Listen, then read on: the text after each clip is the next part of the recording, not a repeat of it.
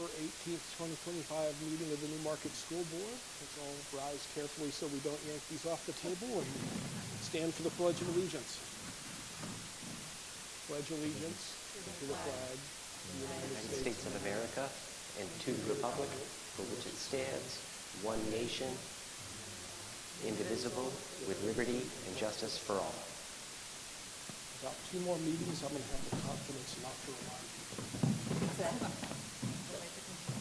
We're going to hang with it for just a little bit longer.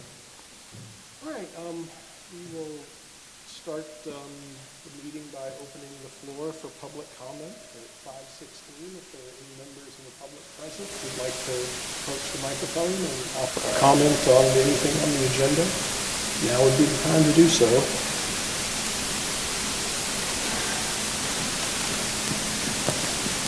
Seeing no members in the public, we'll close public comment also at 5:16.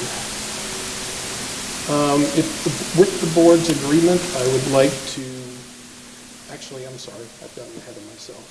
Did anyone receive any public correspondence this last couple of weeks? Nope. Todd, anything come in? No. Nothing to share here. All right. So we'll move into committee updates. What committees have met since last we were together? CIP committee met 2 times and finished up our process for the year. Thanks to Mr. Lee and Mr. Riley and of course Superintendent Allen for all the hard work and coming to present to us. It was a very smooth process this year. And the town administrator had asked that the CIP committee perhaps come back together again to talk with the master planning committee, but that's still up in the air. Okay, sounds good. Thank you. Any other committee reports? Kathy and I and Superintendent Allen also met with the para-educator and NSSA. Continuing negotiations, continuing to go well. It's been a really pleasant experience thus far. And then Gary and I both went to the PTA meeting at the elementary school last Tuesday, where they, being the first meeting of the year, they reviewed all of their activities and fundraisers and where all the things that they were able to do for the students at the elementary school and looking ahead to what they would hope to do in changes and additions and whatnot for this upcoming school year. Okay. As always, we appreciate everything the PTA does for the elementary school. It's really important and valuable. Any other committee updates? All right. Any board members have comments? Yes, I would like to just explain a little bit more about this New Hampshire Fair Funding Fairness Project. The advocacy group, if I can get it right, of school board members who will be working with Zach Shaheen and this Michaela Demeter with keeping us up to date on legislative issues. It has been around for a couple of years. They've given presentations in various towns about how New Hampshire funds its educational system, public education, and different approaches that they've made. It's bipartisan, and it's all based on data. And they, I think, and I will pass it out, it actually did a whole database of how every town and city in New Hampshire is impacted by some of the legislation that didn't pass, how much revenue we lost, or how much we could have gained if the bills had passed. So I'll just keep you updated on that. It's a Zoom meeting on a Friday morning and a Wednesday afternoon. I'll try to make as many as I can, but I was kind of recruited for it, so I said, okay. So I said I'm a good mark. But I went and met with Michaela last week. She's a Dover School Board member at the City Project. So if you want to know more about it, there's a little QR code. And no, and I would advise not to use these tonight to fan yourself. I get a little distracting. So that's, I'll keep you updated on that, and hopefully I can offer legislative insight for the board. Thank you. We definitely appreciate you keeping track of that. There's, we're starting to come into crazy season when a lot of bills get filed in Concord that impact a lot of things, education not least among them. So everybody buckle your seatbelt and strap your helmet on, and here we go. And that is the same organization we signed on to. Yes, we did last sign on year, to that so back yes, it's in continuation. May, and she actually has a whole letter of everybody there, so. Michaela is from the Dover School Board, the other FC member is from the Somersworth School Board. So it's just a cohort of school board members. Sounds like a party. Other board member comments? All right, thank you. We'll move on. If with the board's consent, I'd just like to switch it up. Normally, we have the student representative report before the superintendent. That got switched on this agenda, but if everyone's agreeable, I'd like to keep it the same, just so we don't keep folks here on a school night any later than they need to be. And you know how long I got. Yeah, this man can talk. So, Sawyer, all yours. Thank you. So to start off with some sports, boys soccer, on September 11th, they had a game against Sunapee. They won 5-0. On September 17th, they had a game against St. Thomas, and they won 7-0. Currently, their record is 6-0, and they're number 1 in Division 4. The schedule said St. Thomas. Was it your name? Oh, whoops. They have a game on September 20th against Epping, and then the homecoming game is September 26th at 5 p.m.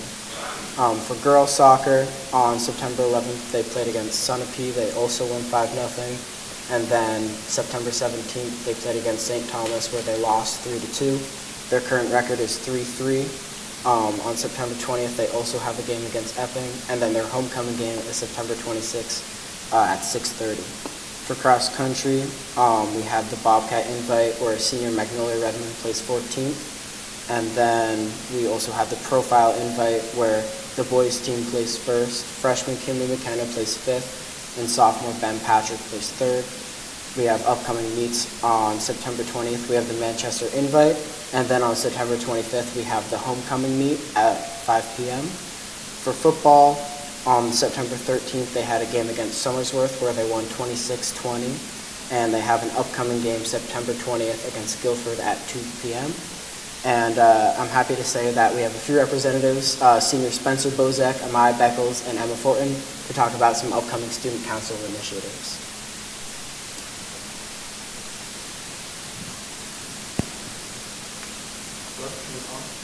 Sure. Thank you for having us. I'm Spencer. I'm the president of the student council here at Newmarket. We just want to come and share a little bit about what we're doing in the school community in the upcoming months. Firstly, we kicked off homecoming with our reveal this past Monday. During third period, our homecoming theme this year is Home is Wherever You Are. It's a travel theme, and so we revealed the different lip sync themes for the individual grades, and also our Spirit Week coming up, the different days for the Spirit Week. So Monday is going to be Class Color Day per tradition at Newmarket. Tuesday is Tacky Tourist Tuesday. Wednesday is Jet Lag Day. Thursday is Time Traveler Day. And Friday is Dress as Your Lip Sync. This Sunday, the 21st, SALT has their SALT Bash this year from 7 to 9. Due to the droughts that we've had recently, there won't be a bonfire this year, but they do have Kona Ice available, and there'll be games, snacks, and stuff like that. We have banner making tomorrow after school, which is each class gets together and they make their homecoming banner to display for the upcoming week. Our homecoming track meet will be on Thursday the 25th at 4. Our homecoming prep rally and lip sync will be on Friday the 26th from 1:15 to 2:30, where the grades will present their lip syncs, and then we also have some spirit rally games prepared for then. And then our homecoming soccer games, as Sora mentioned, are also that Friday. The boys play Epping at 5 and the girls play at 6. And now invite Maya up here to talk about Socktober. Hi everyone, I'm Amaya Beckles and I'm Secretary of Student Council. So Socktober is coming up next month for October. Last year we kind of dropped the ball on that one, and we were really busy with the 100th year anniversary for our school. So we did not do Socktober last year, but we are definitely bringing it back this year. Socks are the most needed item in homeless shelters, so our goal this year is 500 pairs of socks. Their boxes will be in the English classrooms, so if students want to bring in, or teachers want to bring in socks, they can bring them to their English classrooms, and then student council will collect them all at the end and count them up. And we've been advertising, or we will advertise on our Instagram and on the morning announcements that Spencer does. And then let's move on to trick or canning. So Emma's going to talk about that. Hey everyone, my name is Emma Fortin. I'm the Vice President of Student Council. So during every month of October, we set up something called trick or canning. So this is when I would say almost every single club in the high school, I did do that. So every single club in the high school participates in. So usually people will pair up into twos or threes, and they'll go around to different streets in the town and put flyers on mailboxes about a week before trick or treat in Newmarket, which is October 30th. And that kind of gives the public an idea of like what to put out on the streets. And then on the night of trick or treat from 5 to 7 p.m., those same students will go back and pick up a bunch of canned goods and donated foods. And then at, I think last year we had to wait a couple weeks because of time and logistics, or a couple days, not a couple weeks. But we stored it in the team room over in the by the gym. But last year we were able to save 14,000 pounds of food and donate it to the food pantry this year, which is really huge for them because this is something that the food pantry really depends on. It's a really vital thing during the winter and stuff like that. So that was a huge effort that the entire town made. On top of that, since we have such a big turnout, we're planning on doing more roads this year to get even more food available. Because we have so many participants from all the different clubs in the school, we just want to make sure that we can hit even more towns and get even more food this year. So that's just kind of something that we're looking forward to this year. But yeah. I just have one Yeah. question. Sorry. We're done. I know that for, I think it was maybe the clothing drive, there was a box or somebody, a point person at the elementary school to be able to bring those things over. Is there going to be something like that for the sock drive? Yeah, I think that's definitely something that we'd be interested in, just so that we can, again, grab more socks than we did last year. But yeah, that's definitely something that we could definitely add. So thanks for pointing out. Yep. And there's a can drive on the night of Halloween. Yeah, so it's on the night of trick or treat in Newmarket. So instead of trick or treating, the high school students will spend that time picking up canned goods from around the town and on the streets that they volunteered to grab. The key red ball in the road. Not a whole lot of them. Definitely be added to it. If you get lucky enough and you're a group of boys, there's nothing more enjoyable than seeing boys running from house to house trying to keep up with a car. Carry a bunch of cans. It's always a sight. Yeah, and if you happen to draft Chris to help you collect things again this year, I promise that the wheelbarrow won't have two flat tires like the one that he took last year. Was that your donation last year? You could look at it that way. Yeah. I don't think it worked well. I think that's all we have from the three of us. Is there any other questions? I just want to comment on how impressed I am at the amount of service opportunities that our student government and our student body engages in. I mean, it's really great to see people giving back to the community, and I think that's what makes Newmarket such a great place. It's great to have them here so early in the year. And I'm going to get a ton of good to meet you folks. So thank you very much. Thank you. Thank you. Thanks for coming. I'm sure Spencer just missed us. That's probably why he came. I have nothing else to add. They pretty much hit everything that's coming up soon. All right. Thank you. So we will, Is it me? at any rate, superintendent's report. Sure. Todd. And actually, before I start, I know you and I, Sawyer, talked about potentially having more student visitors over the course of the year, right? So this bringing people in is going to be a regular part of your report, I understand, right? Yeah, we'd love to have at least every club come at least once over the course of the year. Fantastic. I think it's great. We love seeing students come before us, but also it's great to hear all the wonderful things that are happening. So excellent. Thanks for doing that. Maybe they could do a lip sync next time. It's true. Or going back to, like, remember Sean and the whole mime thing? It actually might be Sean Vincent. If you guys knew him, he was really into mime. If you didn't know that, he really wasn't. But we kidded him about it a lot. So anyway, nice job. Okay, in terms of my report, contrary to what I said earlier, it's not going to be terribly long. I did have a couple of things I wanted to mention. Just a reminder, we obviously have the new cell phone bell-to-bell ban policy went into effect, and there was sort of a minor kerfuffle at the beginning with the implications that had on personal devices, and we kind of carved out our own educational exception to address that. Fortunately, the Commissioner's Office issued technical advice beginning of last week that basically confirmed that we did the right thing. So I feel very good that and when we get to policy and we get to talk about it, I think making that a formal exception is the right thing to do. So anyway, I was pleased to see that we were one step ahead of the Commissioner's Office, but they confirmed that we took the right steps. Second thing, I wanted to just give you a quick update. I've mentioned this many times. We did receive a mental health, it's called a SAS grant, that we had applied for probably a year and a half ago, and then given all the uncertainty around grant funding, we had it, and then we didn't, then we did, then we didn't, then we did, then we didn't. Well, we finally did, but then they gave us this incredibly tight timeline. They gave us $275,000 to spend on mental health related things, but they only gave us 4 months to spend it.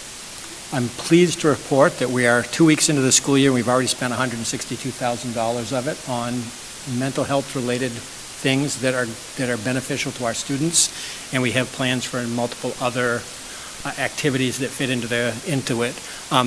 There's two reasons why I bring that up to you. One, because obviously it's supporting student mental health and so forth. But two, the way we're able to use the money is actually benefiting the budget. So we're able to, they've allowed us to use it to pay for some of the current mental health providers that we have already employed in our district. So what that is effectively doing is it's freeing up resources down the road so that the things that we initiate with the grant will be able to continue through the rest of the year. So I'm pleased with that. And I do want to just acknowledge Erica McNeil has been really working hard on that to make sure that that we're doing everything we're supposed to do, and she's putting in many, many, many hours to make sure that this happens. So I'm very pleased about that, but I just did want to give you that update because usually when I talk about grants, it's usually with an air of negativity, and in this case, it's working in our favor. So I'm pleased with that.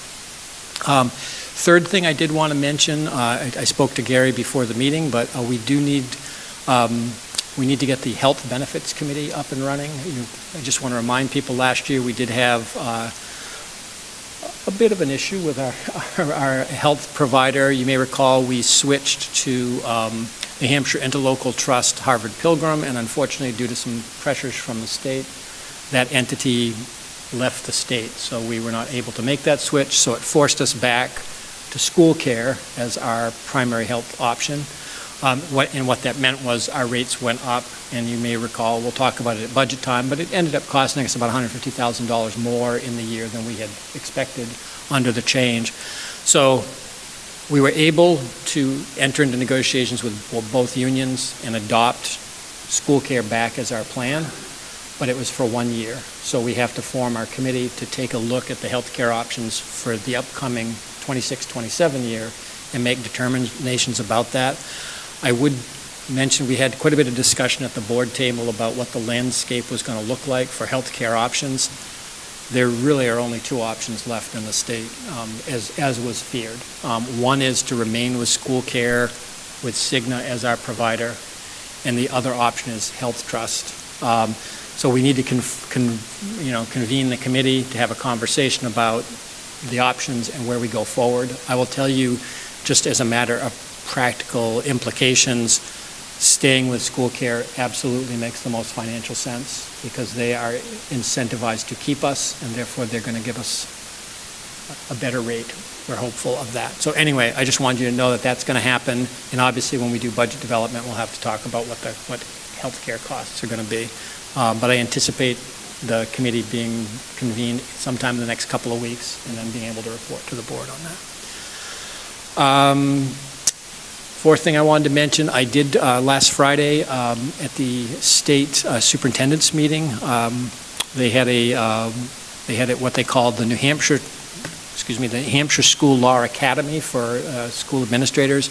Drummond and Woodsum, a law firm that does school law, was there to present on all of the many legal changes that are impacting public education. I'm not going to get into them all now, but suffice it to say they passed out a 74-page booklet of all the things that are different this year than in the past. Most of it will come up, Dan and Jeff, as we talk about policy that have to be refined.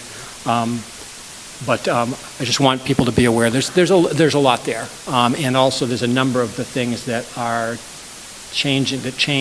that are likely to change even more the next session of the legislature. So just something to keep in mind. So anyway, I am attempting to stay on top of it, but like I said, 74 pages worth of legal changes. I'd like to tell you tomorrow we'll have all of our policies up to date, but it's going to take some work. But just for the benefit of everybody listening, the law trumps our policy anyway. So if an issue happens, that we will follow the law, even if our policy hasn't been officially updated to confirm. Last thing I wanted to say, and this is a celebration of our new business administrator, Bryant Lee. He submitted, and this is going to sound boring, and a lot of times things in the accounting world are boring, but they're lots of work. He submitted his first DOE 25 report to the state of New Hampshire. Now, people are going like, so what? Well, what that means is the audit was completed, which is a multi-day process, and then all of our statements have to be reconciled to align with the audit, and he had to go through this inordinate process, taking weeks of time to get to a place where you can submit all your balance sheets and everything to align with what they want. It was submitted today officially, and it's a celebration for Bryant because it's like, wow, we did it.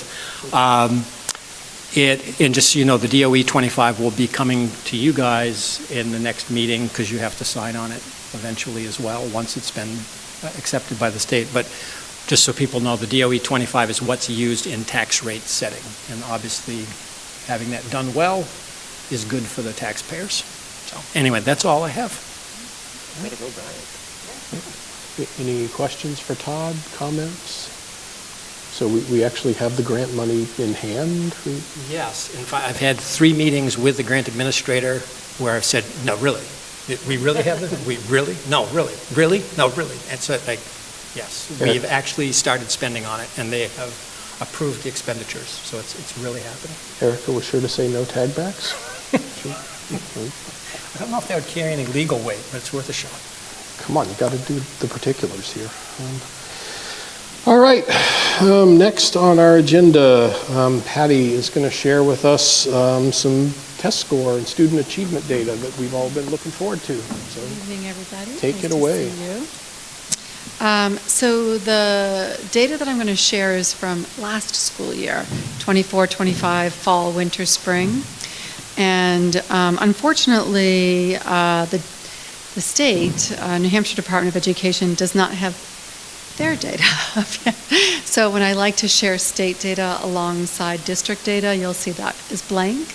We're hopeful by October I can come back and share some of that, because I always like to show slides. Where is Newmarket compared to Epping, Oyster River, Durham, some of our neighboring towns, and where do we fall in our reading and math achievement? And so I'm not able to provide that because the state hasn't released that data yet. So I always like to just do a quick little review of, look at all these assessments. So fall, winter, spring, we do what we call diagnostic benchmarks, which is kind of that check-in point of where are our students K to 8 in reading and mathematics. And for that, we use iReady. And iReady then, each time a student takes their diagnostic, so it's typically September, January to April or May, students are then can immediately, their personalized instruction pathway, which are lessons that are grouped for each individual child based on how they performed on that assessment. So targeting specific skill areas that maybe kids have not met mastery in, they're going to target that first. And then to also enrich our students who are working above grade level, they'll give them assignments that are above grade level. And then, of course, we have our state assessment, New Hampshire SAS, which you'll notice it's a K-8 in the spring, and we also add science for our 5th, 8th, and 11th grade students. And then for our high school students, in the fall, our grade 10 and 11 will take the PSAT. I believe an email just went out today about the PSAT date in early October. And then our SAT, our grade 11 students take that. It's our SAT day. I'll explain that in the spring. So, a lot of numbers here. So this is iReady. How iReady shares their data, they break it up into really kind of 5 parts. If you look at a student's score, from 3 or more grade levels below, 2 grade levels below, 1 grade level below, to early on grade level, and then mid to above grade level. The iReady assessment is also a criterion referenced assessment, and what I mean by that is every question that a student answers is aligned to the grade level standard, and that's why it reports out grade level. It's also nationally normed, so there is a little feature that teachers can click on to see what percentile students are in. So you'll think of 50th percentile as average, above and below that 50th. But the grade level one, it is, because it's aligned to every standard in that grade level, we can pull reports that are aligned to the Common Core state standards, proficiency levels for one particular student.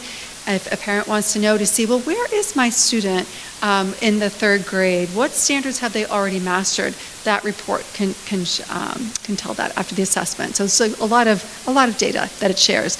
But with this, I'm going to just look at our little kindergartners last year who are now our 1st graders.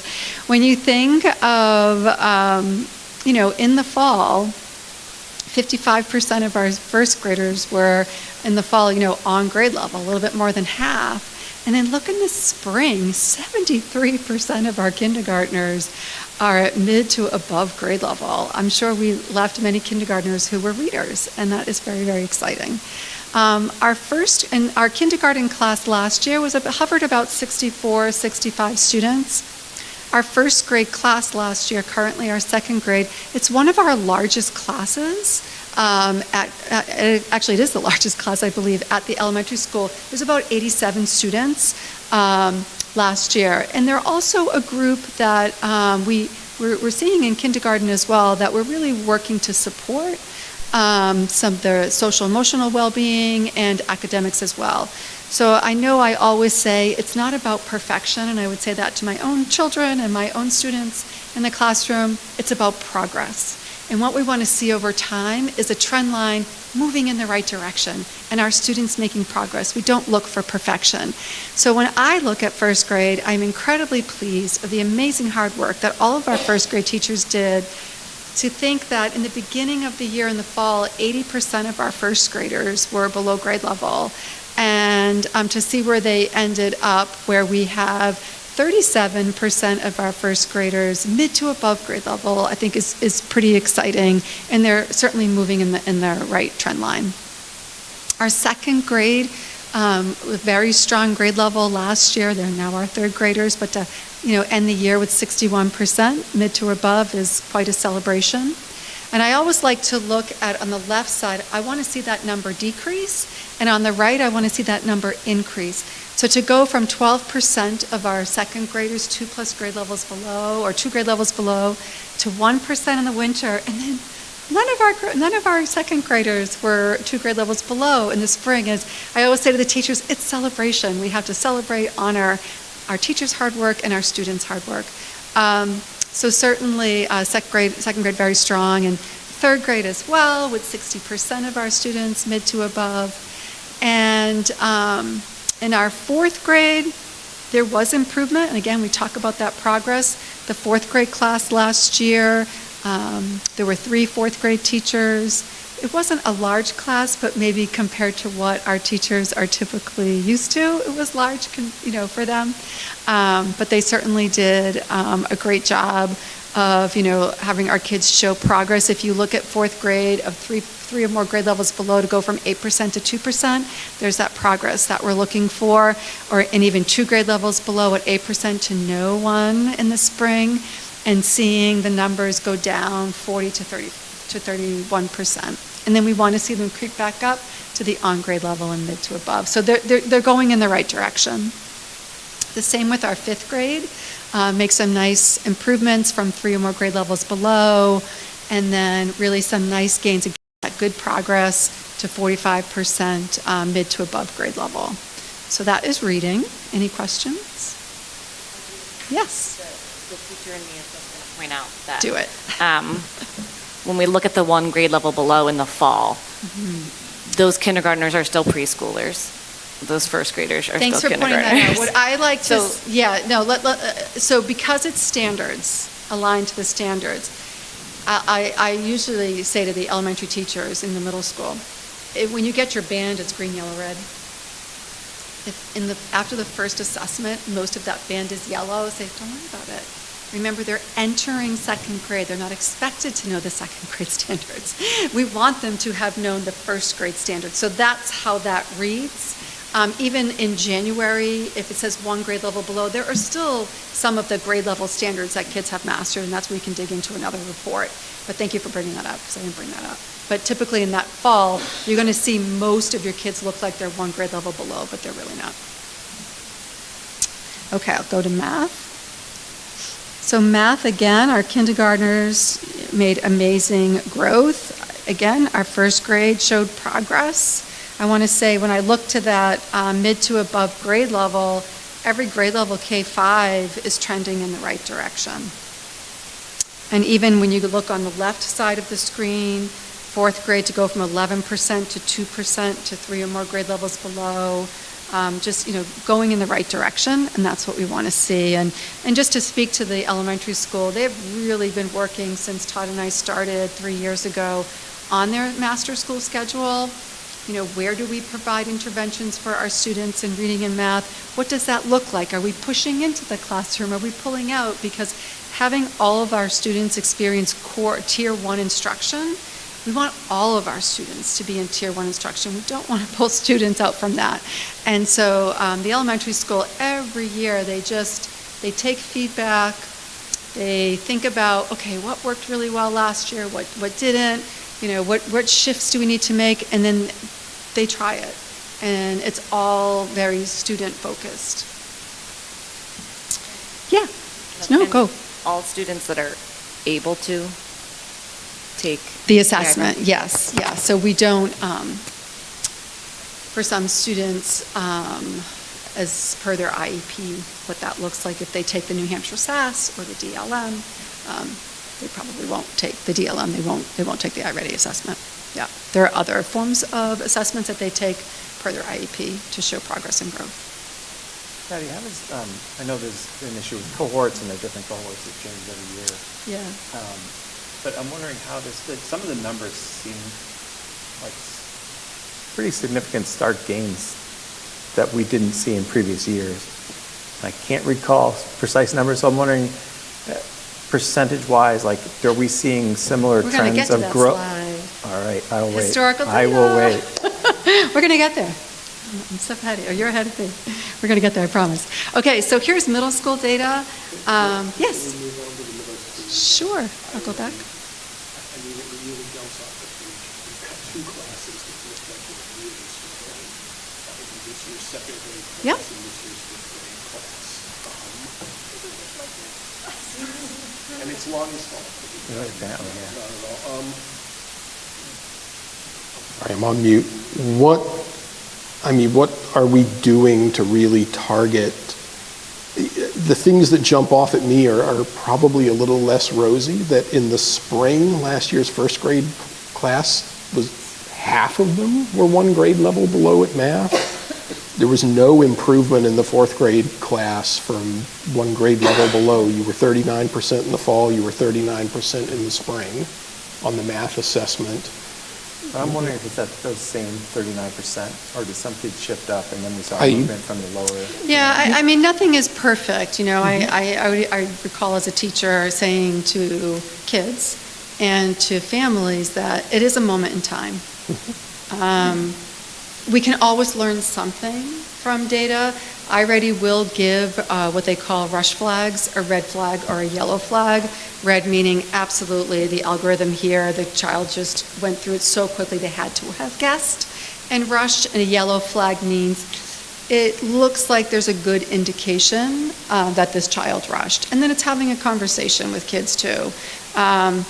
I don't want to create levels of anxiety in children as well with testing, and we've worked really hard to, how do we prepare kids to get good data, is what we talk.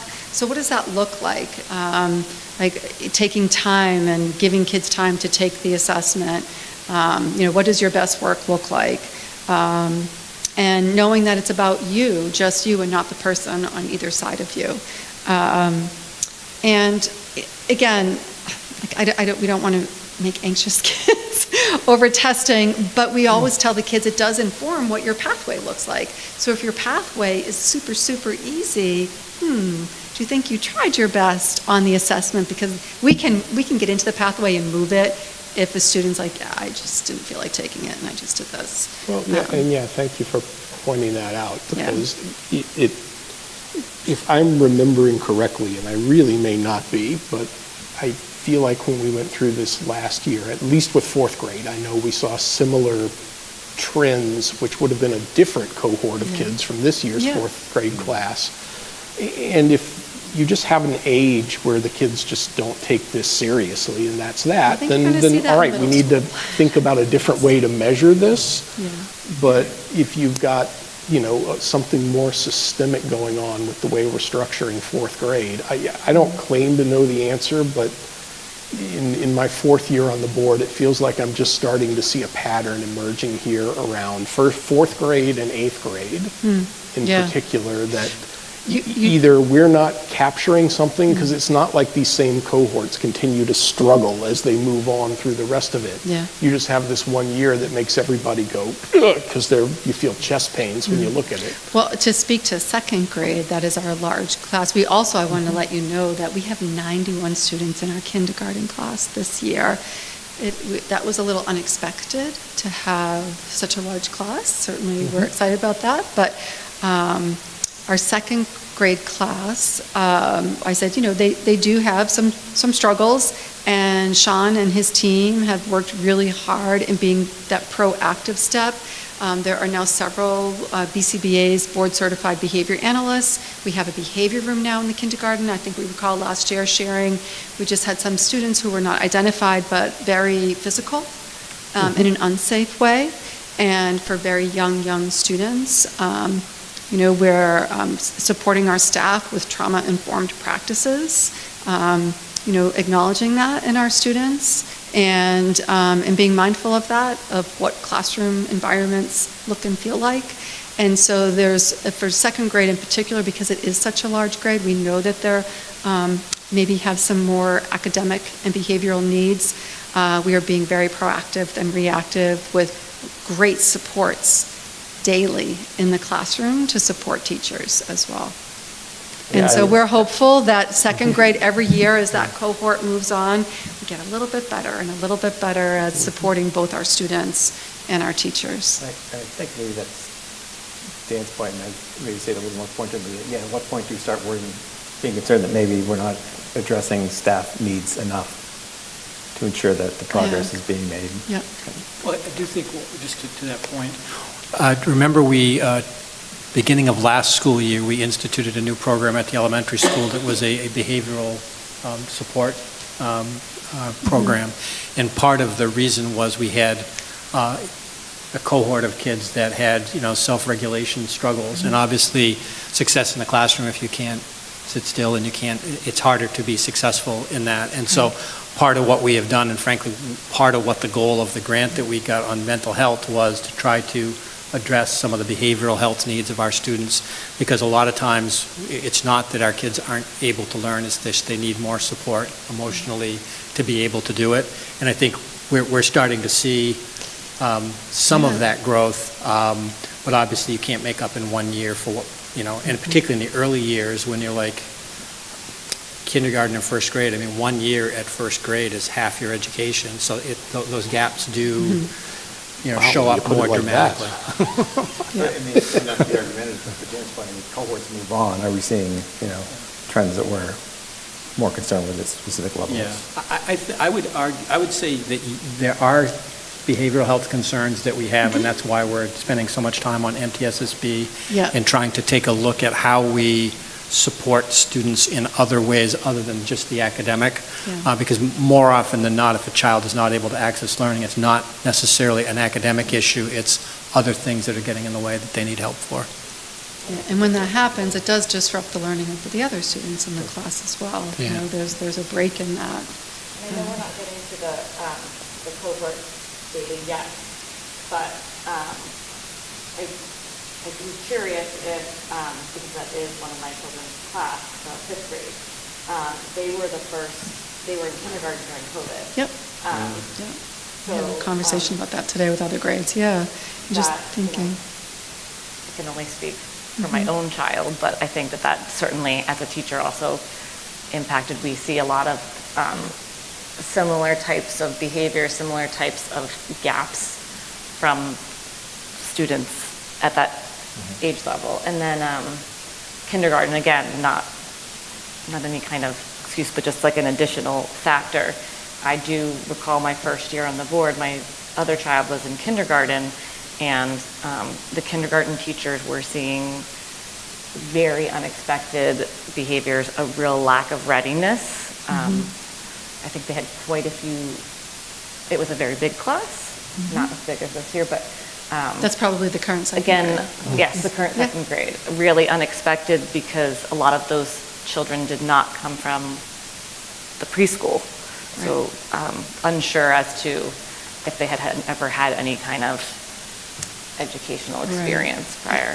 Yeah, amen. I remember having the same conversations and the same anxieties as we were, from the front end of the pandemic all the way through to the back end that, boy, this is going to manifest probably in some ways that we can't fully foresee. Well, so as that moves forward through the system over the next, good Lord, 15 years, it would, personally, as a board member, I love hearing more about just, here's really where we're applying the resources to try to recover, because it's a big topic, not just here. Yeah. You'll be on the board for 19 years when that happens. That would be great.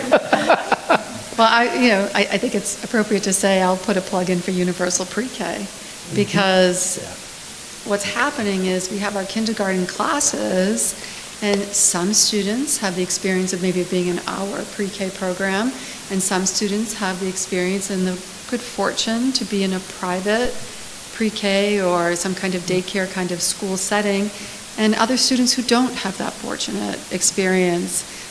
So there's a different level of readiness when they come to kindergarten. Whereas if we had universal pre-K, all of our children have that experience of pre-kindergarten going into kindergarten with a readiness that is equitable. Yeah, and I think I said it a couple of years ago, there's a cost savings there that people don't realize, that if you can invest early enough, Early you intervention, get rid sure. of a lot of the behavioral issues, and a lot of the time teachers spend in kindergarten trying to potty train kids who haven't learned that, and everything else. Yeah. Right. Okay, so for reading at the middle school, I think, Dan, you may have said, because the data is here just very inconsistent. I will say it's very inconsistent. There is some of that maybe apathy for some students. I don't want to blame it on that. We continue to look at how do we get good data? How do we prepare our students for the assessment? They are middle schoolers. Some students do take it very, very seriously. Some don't. We'll look at those red and yellow rush flags.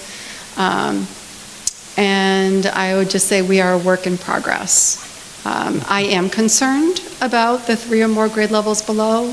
I don't know how you can't be when you look at those numbers. Those are concerning to me. I know, and this is reading. So you mentioned kind of indicators of being rushed a few times, and how do we get data? I'm reading into that we're seeing a lot of those signs coming out of the test results. Is that a fair? I know that middle school teachers have been trying to, I think, find the best implementation. One year last year they tried, maybe what if we just gave it in small increments? We gave the test in small increments. So, because it is a cognitive demand. And even though the test itself, the nature of it is it gives kids brain breaks. It tells them, so when they answer so many questions, it will not give them any more questions. And the kids know this in advance because we go through a whole, what to expect. And so the kids have a choice. They can play the Get Little game, little Pac-Man or whatever it is. Or if they just want to get up and stretch or get a drink of water or whatever, they can certainly do that. So I guess so you are seeing indications then the kids are rushing or that we need a better way. Some. I'm not going to say to all of it. No, there are some. And then I think, so last year it was, we tried, okay, what if we just did it in like 30-minute increments? The feedback was it was way too drawn out. The kids just wanted to finish it and move on. This year they're trying a little differently to try to finish it in one setting because they said the majority of the kids do finish in an hour. So we're just going to continue to look and see what, look at this data, talk to the teachers, and we can always readjust a little bit for the January check-in.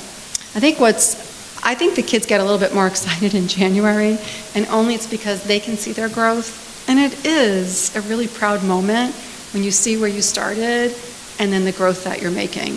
I'm wondering how we differentiate whether having kids test in shorter or longer intervals is related to the data we're seeing or whether it's the material. And how do we figure that out? Just so you know, with this test, it starts where they left off. So the very first time the kids took this, which was last year for the middle school, it will start 2 years below grade level because it's adaptive, this assessment. So if you get the question right, it's going to get a little bit harder. You get a question wrong, it's going to bring it back a little bit, easier level, trying to figure out what we call the sweet spot.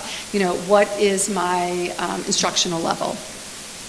And so for this year, because all the kids have taken it, including from 6th, they took it in 5th grade, it knows who they are. So it starts where they left off, the diagnostic from last spring. So it's going to give them questions how they scored in the spring, and then it will be adaptive, so it will get difficult or easier as the kids move through it. I wonder if maybe for certainly. Okay, so now we're going to start. Hot mic. We got a real hot mic here, folks.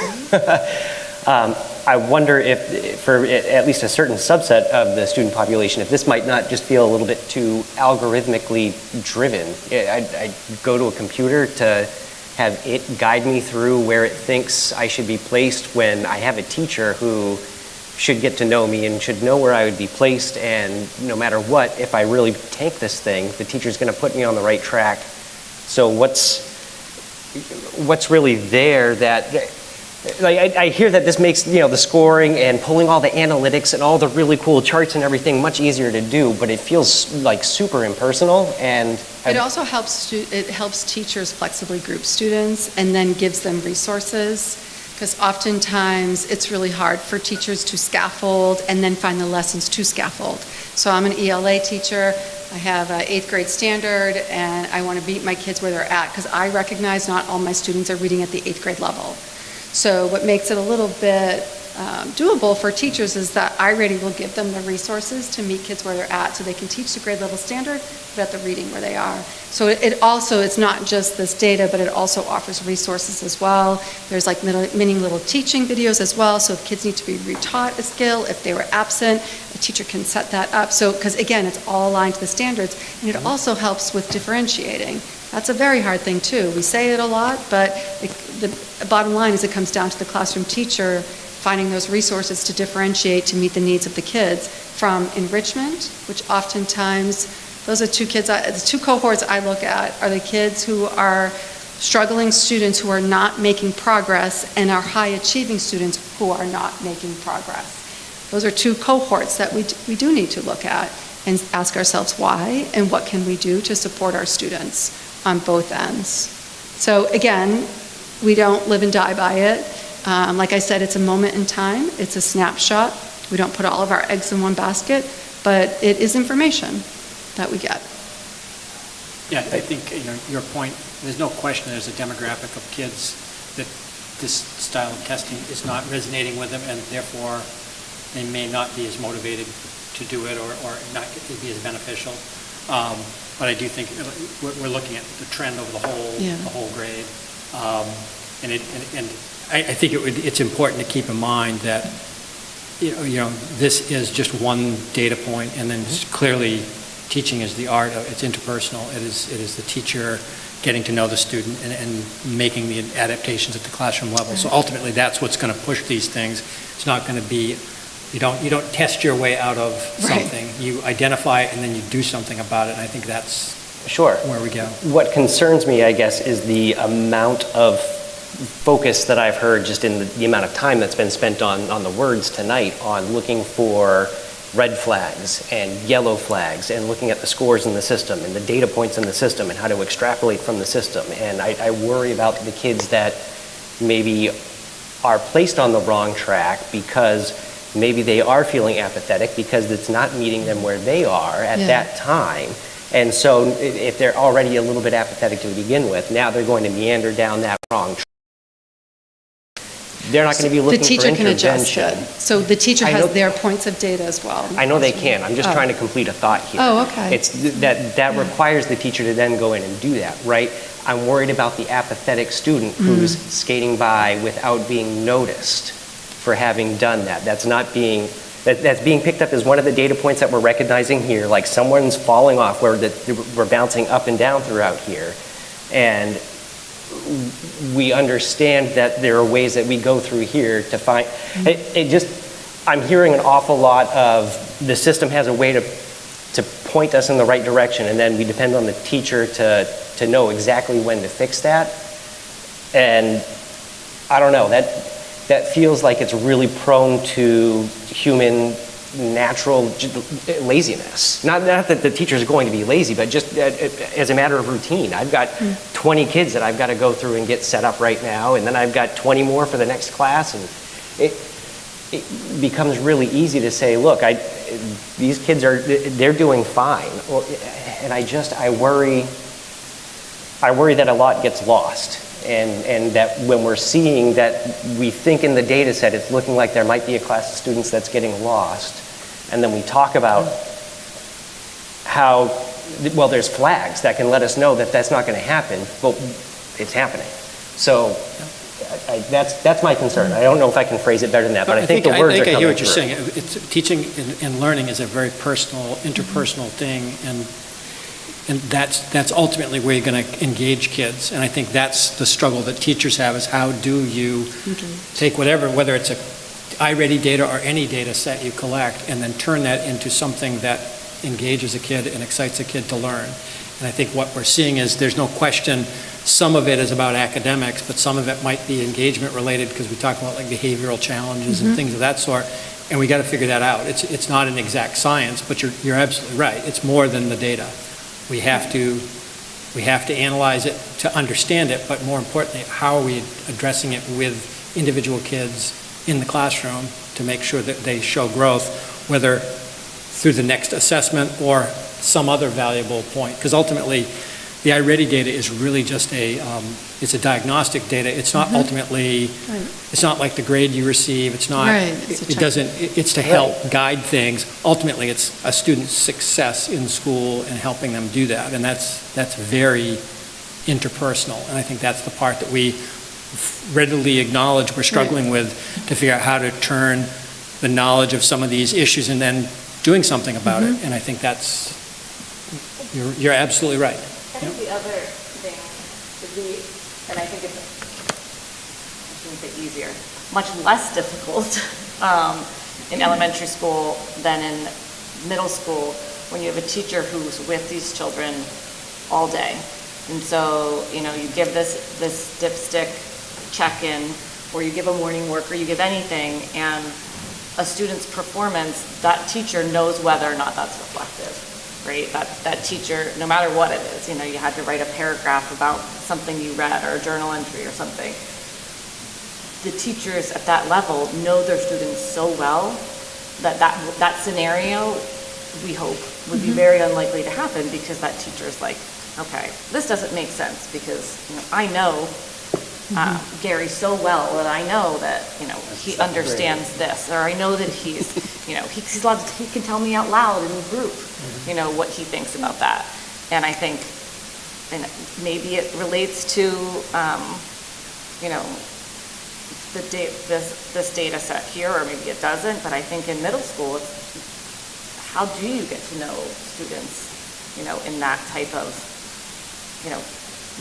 closeness, and know whether or not, like, so-and-so, I only see them on this day and this day, and they were absent that day. I don't know what this means. And so it makes it that much more challenging to figure out if, this data point or any data point, any sort of assessment is reflective of the student before it's too late that you've missed the opportunity to help them catch up. And then we have to, are kind of behind the 8 ball, so to speak, versus moving along with them.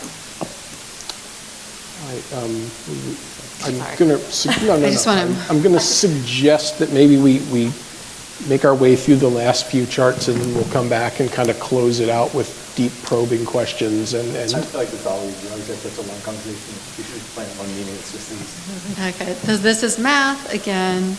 There is some growth, I feel, in grade 6 and 7, and, small increments. There's some inconsistencies as well. So a work in progress. And this is the SAS data, and you can see that state column is blank. So this is last spring.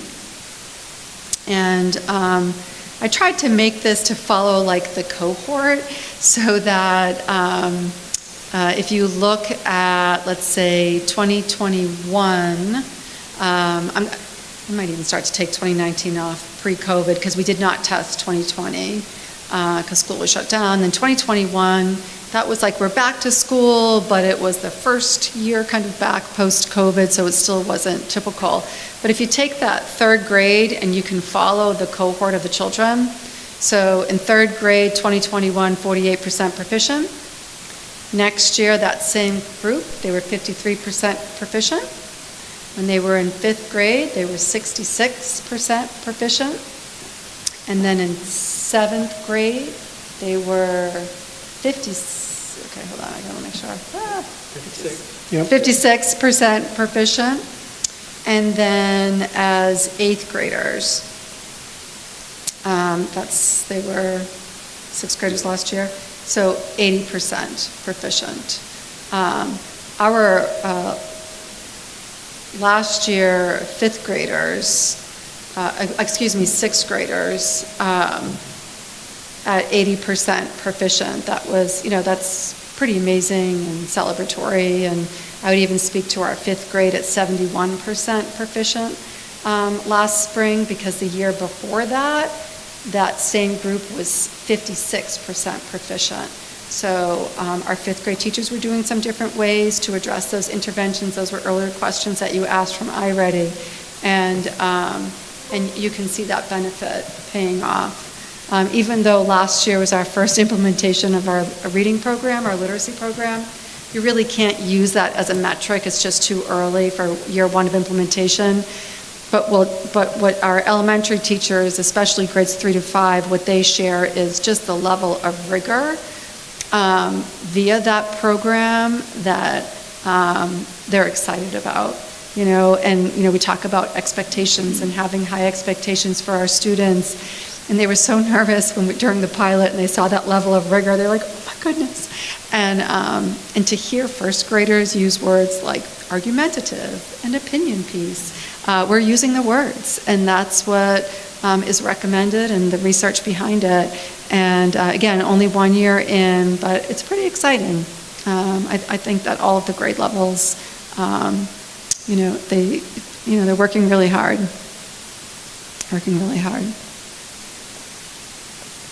So that's reading, and then this is math. Again, when I have the state, I'll plug that in. And we're hovering, sometimes some years we're above the state average. Sometimes there's a cohort that's below the state average. If I looked at in 2024, that 6th grade group, but that same 6th grade group in 2025, they showed some nice gains from 34% proficient to 46%. Last year, 7th to 8th, incremental gains that we like to see, and then some dipped as well. So we have to kind of, look at math in our programming as well there. And I'm going to move to SAT and PSAT, and I'll share that data with you. Just a quick kind of reminder with regard to the percentiles. So you have a math score. The EBRW is evidence-based reading and writing score, and then you get your total score. So typically that 50th, middle of the road average in a math is between that 490, 500 score, and for reading it's 510, 520. So we'll start with PSAT first. I had 2023 data. I thought I would put that next to 2024 data. So this is last fall. So you can see our school data and then our New Hampshire state data. So if I take you to the fall of 2023, 63% of the kids met or exceeded the benchmark. What the benchmark means is there's the prediction when kids meet or exceed the benchmark that they have the required skills to be college and career ready. So in the fall of 2024, last year, we had 79% of our students. And then next to that, it shows you the actual score where the kids fell. So again, with the fall, interesting, we were even with the state, but our students scored higher than the state in the fall of 24. And then our 11th graders, again, 23, 73%, 24, 77%, a little bit above the state, was at 66, and Newmarket was above that, actually significantly above. And then you can see where the reading is, some really good getting into those 500s, especially 524, that's a really solid score. And then math. We're showing some growth, I feel, in math, and the fall of 37% meeting or exceeding the benchmark to 40%, and above the state average as well. And then our 11th graders, last year 41%, where the state was 35%. So we're right around that average for the score for PSAT. And it's so interesting when you look at SAT. So the SAT school day, that was started in 2017. It included all students in 2019. And this serves as our accountability measure for New Hampshire high schools, like our New Hampshire SAS is our accountability measure for K-8. So when we look at grade 11 for 24-25, 75% of our 11th graders meeting or exceeding the benchmark in the spring was, I think, is so exciting. And then that their score is 544. That's really solid. And again, well above the state's average, which is just really exciting to see that our SAT for reading and writing is very strong. And then for our 11th graders for math, I'm all about making progress, and I think to have one cohort at 28% meeting the benchmark to last year 47% is outstanding, and to have a 513 last year in math is excellent, and again well above the state average as well. So I think that's a lot to celebrate. Well done. And that was my questions, and that's it for the day. I know it prompts questions. Pardon me? The year-over-year gains on the SATs and the PSATs is great. It's exciting. Yeah, it is exciting. Not to harp, but the New Hampshire SAS and the iReady, because we're all torn as educators of like the over-testing of kids and trying to find a balance between that. But the way the tests are designed, New Hampshire SAS and iReady, they mirror the SAT now. And in the organization and the structure of it. And, it's one of those, you can look at as practice kind of thing for our students. Questions, comments from the board? I don't know if I remember mine. Blocked it out. I sadly remember mine, but I'm not telling you.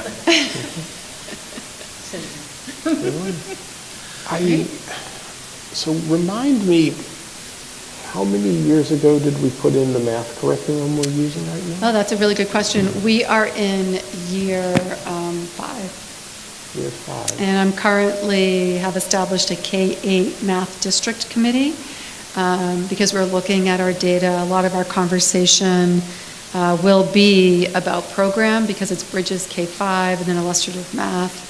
6 through 8, and just to have conversation about the differences and the expectation and from 5th to 6th grade, because we do see that decline in 6th grade. Yeah, we've put a ton of effort into reading, especially at the early level in the past few years, and I feel like you can see it in terms of, you see the kids really progressing from winter to, or fall to winter to spring for the most part, with a few exceptions.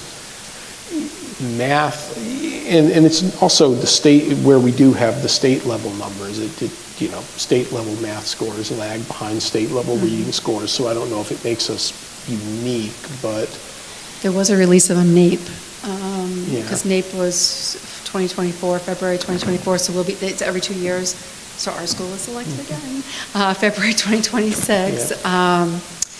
But nationally, a decline in 13 years old and younger, a significant decline.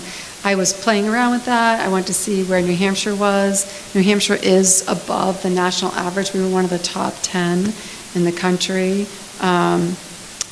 So, we're trending a little bit above that, but it is a concern. We're still coming out of that post-COVID, and some people argue, was it, regardless of COVID, was that decline still going to happen? So. I think it's hard when you don't have K-8 programming available as well. Yeah. You have, it's like almost like we've been teaching you this way. English, and now you're going to go to middle school, and it's all math, but we're going to teach it to you in French. This thing that was called an equation before is now called, or a number sentence before is now called an equation. And, I think, I can speak my own experience when you have to have those, as Andy was talking about yesterday, like the vertical conversations between 5th and 6th, but also then horizontal to make sure that, if you're in this teacher's 6th grade math, and then, partway through the year, you're in that teacher's math, that you're getting the same thing and not getting. And maybe coordinate, the kids going into 6th grade, you start intertwining the terms so that you, Yeah, last year we had the 5th grade and the 6th grade teachers meet with each other for those conversations for both math and reading. Just to talk about language usage. Yeah, and I do think, I want to go back to what you said too. We now have a K-8 math committee that is attempting to do the same kind of a level of review to math that was done with the literacy programs. And I do think there was a math program adopted in, you said 2021? Before we were arrived, Before we came on. Before we came on. And there were 2 different programs at 2 different levels. And I think we intuitively know there's something there in terms of the change. And I think having it be a K-8 conversation kind of forces us to look at it in that continuum.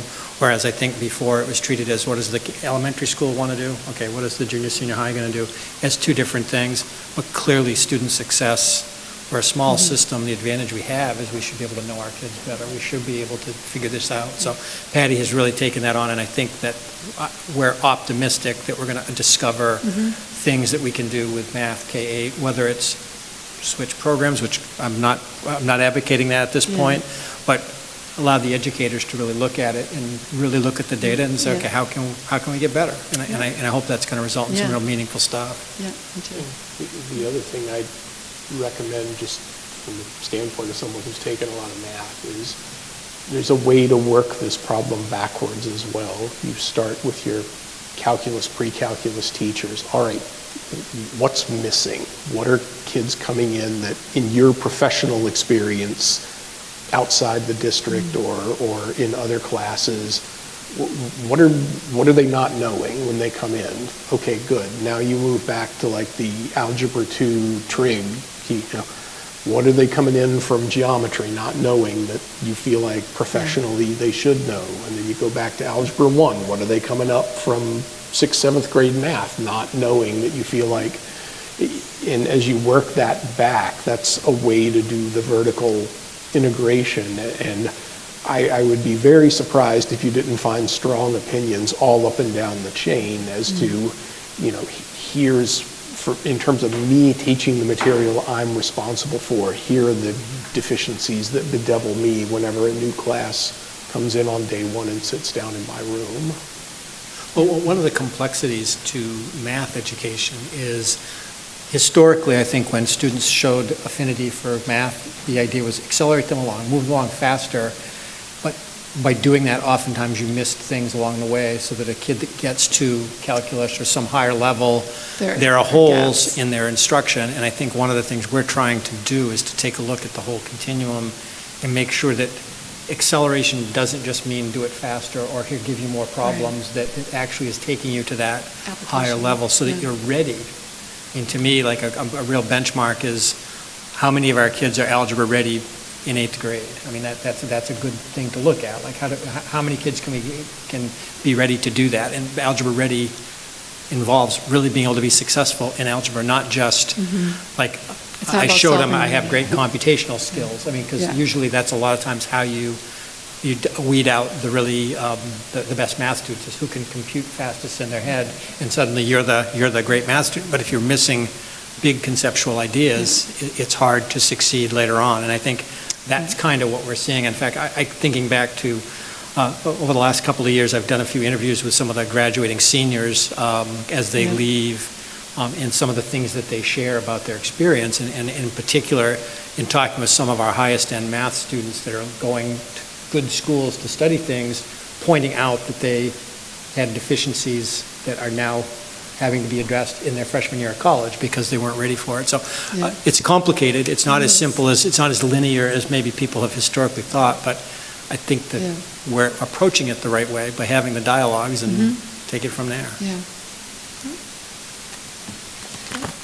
Other questions, comments? All right, thank you, Patty. You're welcome. We'll way back up to the agenda here. All right, next up, Jason. Sorry we've kept you waiting so long, but... Well, Jason is coming up to the mic. I did want to just connect what he's going to talk with you about ties to some extent into our opening of school around the cell phone ban issue. One of the issues with managing the BYOD network is our internal capacity to manage it is challenging. And one of the things that Jason had to do in order to, we talked about the educational exception that we carved out, but that the way we currently deal with it, it's very labor intensive individually to manage that. And so Jason and I were talking just before school started about what would we need to upgrade to be able to manage this better. And actually this is not new thinking to Jason. He's been mapping this out for a while, but our thought is we might want to consider doing this sooner rather than later. And so I asked him to bring this to you tonight with the idea that if you're amenable to it, we might consider making this upgrade right away, whereas before we were planning to do it in a future year. So Jason, go ahead. Sure. So start by talking about what we're hoping to accomplish, timeline, why we want to accomplish it, and then talk about cost. So ultimately what we're looking to do is replace our current wireless onboarding system, so how people connect to our network. We have probably 1,000 devices connecting almost daily, and about 1,000 users, 1,000 devices, hundreds of users. ClearPass is the network access control and policy management system, and it's smarter, has automation, and a lot more capable than what we're using now, which is Windows Server admin tools, which it works, but there's definitely limitations. You either need... You poor guy. You either need third-party software to make it work how you want it to work, or know how to use scripting in PowerShell, which we lack those skills. So ClearPass ultimately provides automated control over who and what joins the network, improves security, and improves overall reliability for the wireless network. And if you've ever joined guest network at Walmart, Best Buy, Lowe's, Home Depot, you've used ClearPass. It's what a lot of the big corporations are using. It's the best, in my opinion. So also important to note that these improvements benefit the entire wireless network, all of our users. It's not just a student BYOD fix that we're going after or to make that work. So it's going to be an upgrade for everyone that connects to wireless. So as Todd mentioned, I started looking at this project last year, If you remember, I had a very small budget increase, a couple $100s, and so the funds weren't there. Thank you for that. When I finally got pricing in the spring for the project, it came back at like $15,000, and I checked my contracted services, and there was like $2,500. So wasn't happening last year. Fast forward to this year, we get the bell-to-bell legislation, and it really just highlighted some gaps that we have with visibility is the big one, in the automation, as well as access control. So again, Windows can do it, but not to the same level as ClearPass. And so the legislation really just shed light on that we need to accelerate the project, which is what we're trying to do today. And it's also worth mentioning that we've used ClearPass here for over a decade. We own one ClearPass server software license. In order for us to use it for everyone in our primary onboarding tool, we're going to want 2 servers, right? If we only have one and it dies, everyone's coming banging on my door. So not a good thing. If we look at this project, more than half of it is that software licensing and support. Once we buy the software, we own it, we just pay $800 a year moving forward. So that's the big cost here. To get into some of the whys, right? Automation is the biggest one. And the way ClearPass works, someone logs into the wireless network with their Windows credentials. ClearPass does all the work. It knows who it is, what groups they belong to. It can apply different roles and put them in right networks, et cetera. So it's going to save time for IT staff doing some manual processes that we do now. Improved access control, again, role-based, so it's looking at who the person is. That allows us to send them to different networks and apply different levels of content filtering. So Todd logging in with his credentials on his device is going to go to a different network than a visitor or a student that's logging in with a personal device or an approved BYOD device. We can also limit users to the number of devices. So right now, people can share credentials, let's put it that way. So if someone gets approved to get on the network, they could share it with friends. Yeah, it's just the misuse of credentials, right? So that'll help limit that. Same goes for visitor accounts. If we have one visitor account, it can only be used with one device. And we can also detect, the level of detail is amazing with ClearPass. We can detect operating systems. So if someone tries bringing Windows 7 in here or even Windows 10, even though they have credentials, we can squash that automatically. We don't have to check. Windows 7 is older than every child in this building. True. Some diehards just don't want to let it go. I've seen it in the wild. I think there's still on a lot of like out there in places POS if you look. workstations. So. Okay. I think we still have one of them. So in Windows 10, so we get some, it's an added security feature. Visibility, right now, we could find a device and ultimately find out its IP and trace it back to the user, but it could take minutes. It's a pain. Using ClearPass, we'd be able to see quickly who the user is, what device they're on, what network they're on. It would also have that history of access, right? When someone was on the network, with what device. Security is another benefit here. And as part of the project, some of the engineering would be to create additional segments of our network. So we have a student BYOD network, staff BYOD network, and then our devices would be on their own networks internally. And I describe network segmentation as like a ship, right? You have different bulkheads. If you get a hole inside of the ship, you can close the doors and only that area of the ship's affected. This is important when we talk cybersecurity in ransomware. We've seen districts where they bring in a personal device and it got infected at home, and then next thing you know, it spread throughout the network. And user experience is another benefit. And again, this is going to benefit not just student BYOD, but all of our staff members, which will be able to allow them to bring in a BYOD device where we have poor cell coverage in the buildings. This would support that. And visitors as well. Right now, when a visitor comes in, we have to get on their computer. And same with contractors too. It's a slow process where we install a certificate, have to log them into our content filtering. So it's just slow, and we could be doing other things. Future proofing, there's a lot of advanced features in ClearPass that we wouldn't use out of the box. And to give you an example, we could have it set up in the future so that when someone comes in, they sign in at the main office, into the kiosk, they get the visitor badge, they could get an email with temporary internet access for 4 hours, 8 hours. So there's a lot there that we'd be able to use in the future. So costs, right?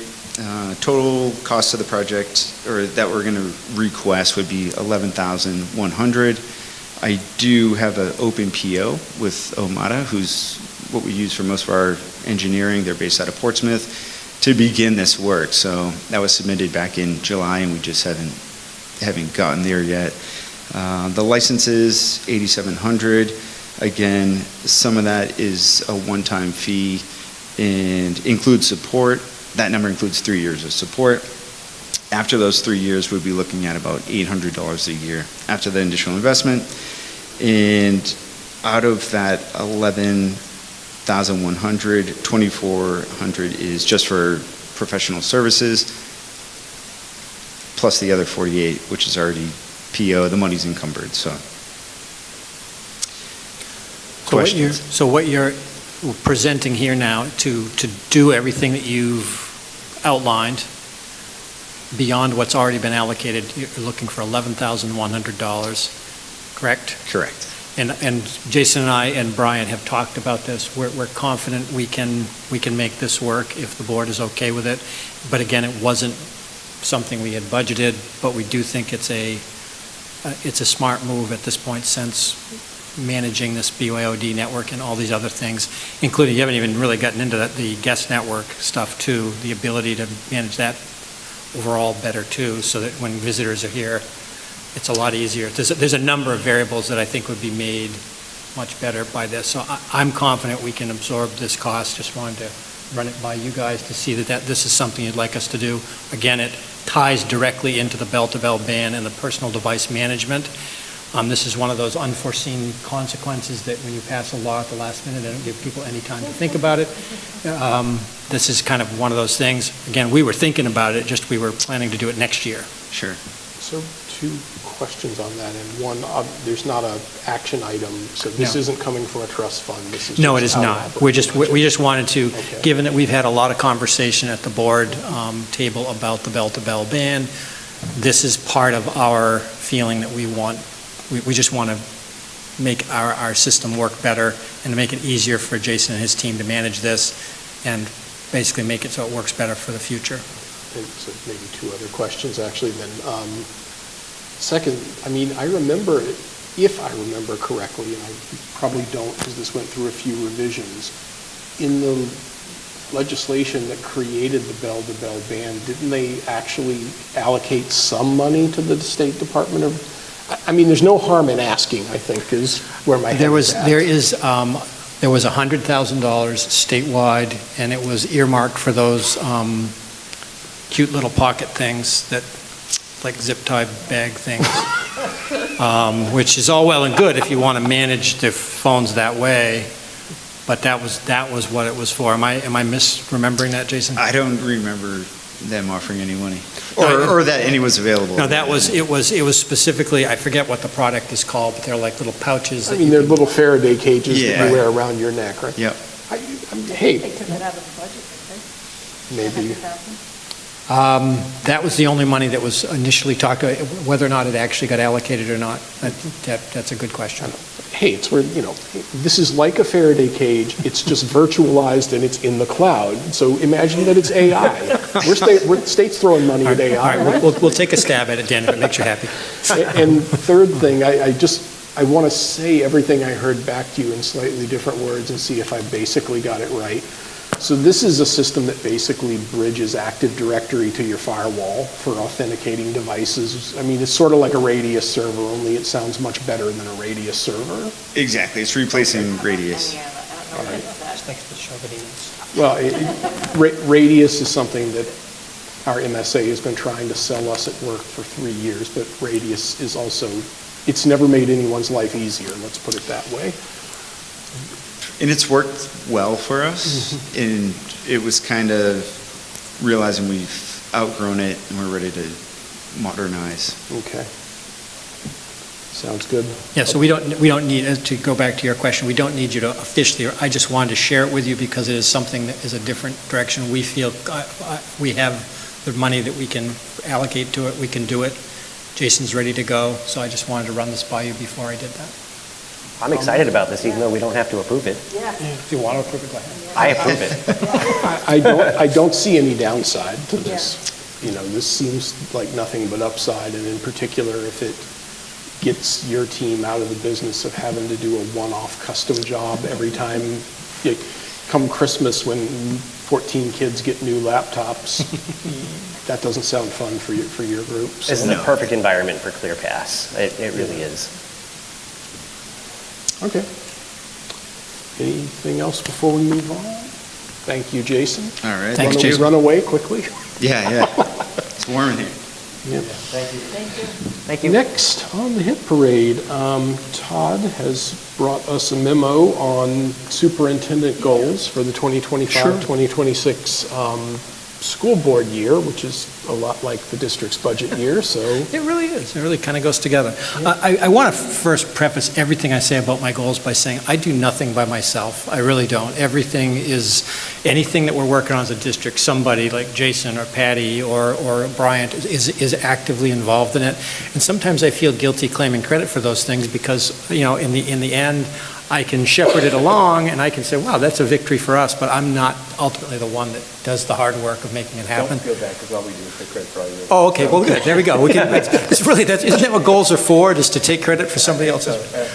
So I just wanted to preface it by saying that. So it's always challenging, because remember, we have 2 growth plans at each building that outline what the schools are working on.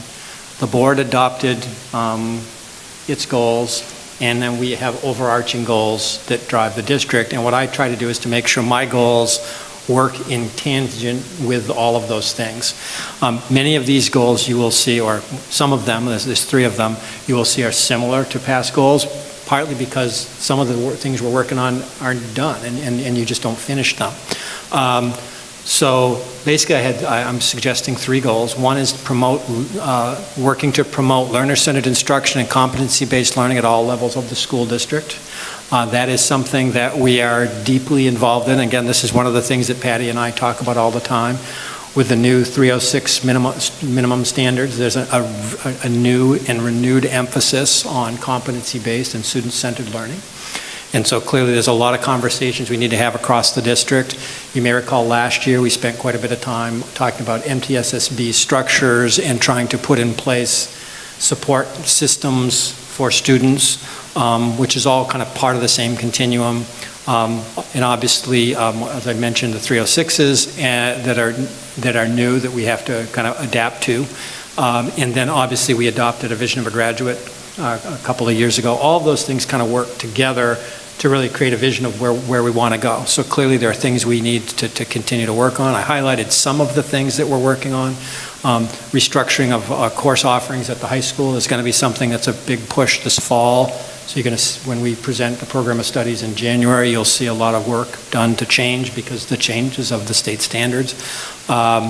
There's a committee we're very excited about. The elementary school has a report card committee to take a deep dive and look at that. And I think, you know, again, it's all about like, what are we trying to track? What are we trying to measure? And also, how does the report card work not just for teachers but also parents, and making sure that we're giving information that's useful and helpful. And then as we've been talking about quite a bit, we're really looking at the K-8 kind of sequence in both ELA and math, and really looking specifically at the middle school quite a bit too, but taking a look at those things to try to make sure that we have a continuum that sets our kids up for success when they get to high school. So that's goal 1, and obviously it's a very broad goal, but it's ties in very well to what the buildings are working on and so forth. Second goal, again, it goes back to the notion of collaboration, promote collaboration across the school district that values teacher, student, and parent and community voice. I mean, I think this goes pretty well to some of the things you as a board are talking about trying to come up with different ways to engage with the community. In fact, I had a wonderful meeting with one of our educators, Joanne Lazarus, who was asking some questions about she's really starting to think about public school advocacy, like having a community-based group that really looks at that, and she wants to get involved in that, and I'm kind of excited at that prospect, because I do think Newmarket is a community that is very supportive of our schools, and it actually to have a homegrown sort of entity that's not necessarily a school committee, but something that I think those are the kind of things we can do to reach out and have more communication. Obviously, I'm going to continue to work with town leadership to try to do everything we can to coordinate our efforts and be involved in as much of the decision-making in the town as we can. Getting tonight was a good example. I was very pleased to have Sawyer bringing some of his fellow student counselors to the meeting. So I'm excited to think that we're going to get more students in front of you, and so Sawyer has a plan. Again, see, I don't have to do anything. I just have to say, hey, Sawyer, wouldn't it be cool if? And there you go, it happens. And actually, Sean and I have had a lot of conversation. We're going to, as soon as the fifth grade ambassadors have been picked, they're going to get a cycle. So we'll see at least 2 or 3 meetings this year. We'll have fifth grade ambassadors here to talk with us as well. So I'm excited about that. So those are all things we're going to try to do. And then again, I think as a board, one of my roles I see this year is to help you facilitate what can we do to engage our community more, because I know that's something that you have all expressed a desire to see happen. And then my third goal, which is one that is it's almost identical to the one I had last year, except it replaced the fiscal year 26-27. I'm not going to lie to you, we got a challenging budget cycle coming up ahead of us with a lot of pressures coming from a lot of different directions. Clearly, we want to continue to do the good work that we have been doing to make sure we're meeting the needs of our students, but at the same time, balancing that with the needs of the community and so forth. Obviously, the board gave me a loose, I say loose because you didn't officially vote on it, but you gave me a goal of 4% to aspire to, and certainly the leadership team is actively involved in that, and we're having lots of really good conversations. But in the end, what we want to do is present you a budget you can be proud of, and that does the job, and then obviously once we've adopted it, implement it. So anyway, those are my 3 primary goals for the year, and again, most of these things I will do collaboratively with people, with the board, with my colleagues. But I think all of these tie in pretty well to everything else that's happening in the district. So I'm happy to take any questions. Questions, reactions, suggestions? It's like you've already worked on managing grant revenues, so great job. Well, actually, Erica did that, but I'll take the credit. Yeah. Erica's doing a great job of making me look good. See, that's how it works. I'd leave this to your discretion, I guess, how to think about it. Is it its own bullet? Does it line up with something else? I'm really excited, not as excited as Lonnie, but really excited about the elementary school report card committee. The high school and middle school could use one as well, only much narrower in scope, I would say, and really focused on how do you turn the report card into something that enables even more productive conversations between families and students about what are they doing well, what can they improve on, how can the families support the students, and Comments. Yeah, you can call it the comments committee. I would not be mad, but it just feels to me like this is a pretty low-hanging, easy one. That it's a quick win if we can get it right. Well, I think there are two pieces, and I would agree with you that the communication is definitely something we can work on. I do want to, one of the things that we want to keep in mind is we want to make sure that when all is said and done, our report card is reporting on the things that matter, and that our report card is about actual learning, and it actually is reflective of what we want kids to do. Mm-hmm. And so I think there are 2 layers there. One layer is, I think it's a relatively low-hanging fruit, I agree, to say, okay, we need to make sure comments are included in report cards that are specific and personal to the individual student. That seems like a relatively low-hanging fruit. Having 100 kids is probably a little difficult. Yeah. But it's within the range of doable. But I think in terms of making it as meaningful and important as it can be, I think when we start talking about restructuring to align ourselves with the 306s and embracing a more competency-based approach, it leads you to questions about what are we measuring and why? And when you're giving grades, what does the grade mean and what is it measuring? And I think that's a deep and meaty conversation that we are just starting. I will tell you there are parts of New Hampshire and other parts of the country that have been having this dialogue very actively for decades, and I think we are a little, I have to be honest with you, we're a little slow to come to the table to have that discussion, but I think that's a realm we need to get into.